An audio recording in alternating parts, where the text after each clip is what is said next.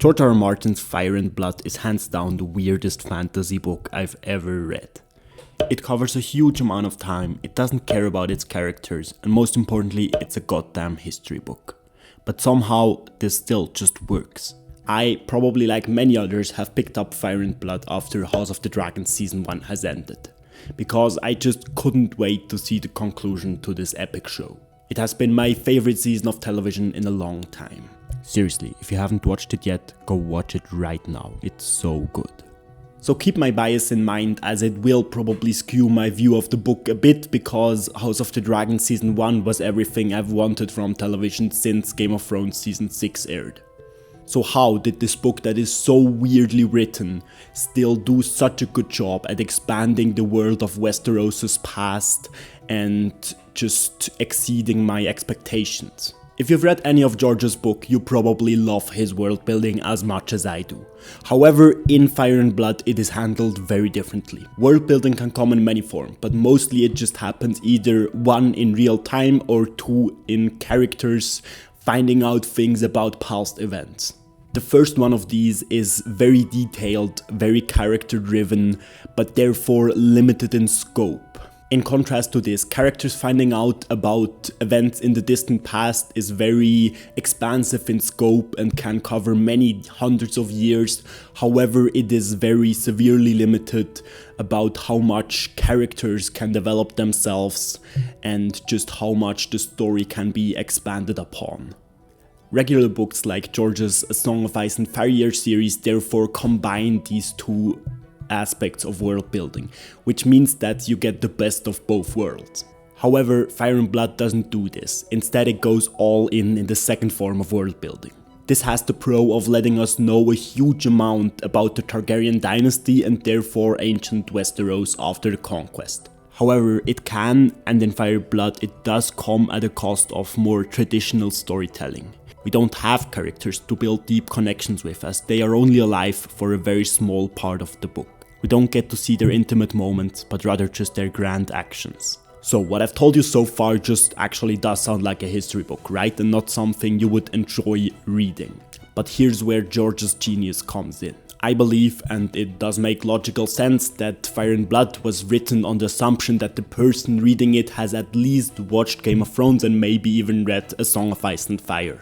Through these two elements, we are already addicted to the world that George has built. And because A Song of Ice and Fire is so long-winded and doesn't contain that many details about the past, but rather just references, we as a reader are starved for having some actual detail about the eras of the past.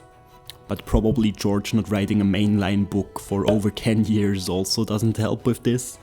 But anyway, Fire and Blood was created to sate that hunger for information which was created by A Song of Ice and Fire and Game of Thrones. We finally get to see the epic conquest by Aegon the Conqueror and his two sister wives Visenya and Rhaenys. I haven't yet explained what I meant by Fire and Blood being a history book, so let me do that now. What I meant is that Fire and Blood, like regular old history books, often after showing an event just skips forward to the next big event, instead of explaining what happened in between. But while what I've just mentioned might make it sound tedious, in practice it really isn't. Instead, it cuts out all the fluff and just shows us the key events for forming the Targaryens and their character in Westeros. We don't just get to see the conquest itself, but rather also the difficulty that the Targaryens have faced in the years afterwards. Then we see the rise and the fall of Maegor, the reign of Aenys Targaryen, the reign of Jaehaerys the Conciliator, and many other regals we had never or very rarely heard of, but which have actively shaped the Westerosi world, its customs and traditions. It never gets boring because that connection with the Westeros of current A Song of Ice and Fire timeline is always there. For example, the roads and ports of the contemporary Westeros have mostly been built in the time of Fire and Blood.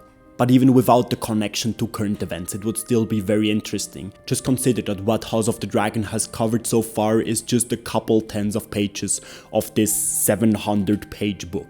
And because of the way that HBO has decided to adapt House of the Dragon, it's a fully different experience.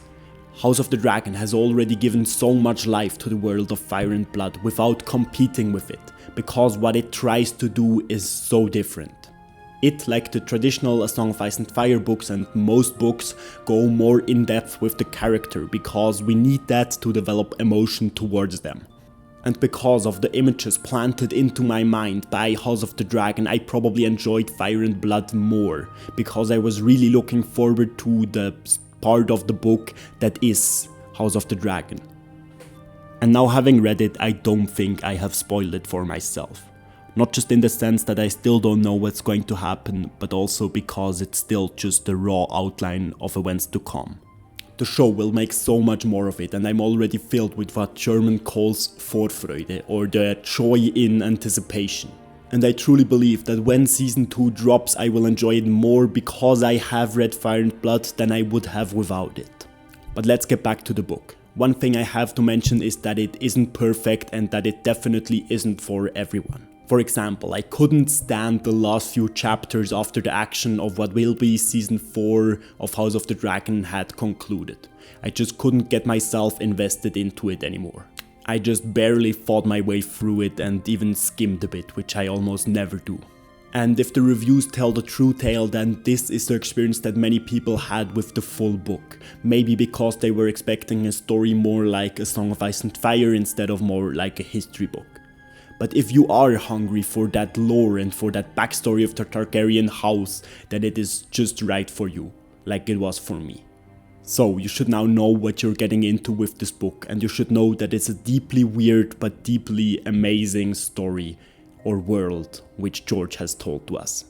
Thanks for watching.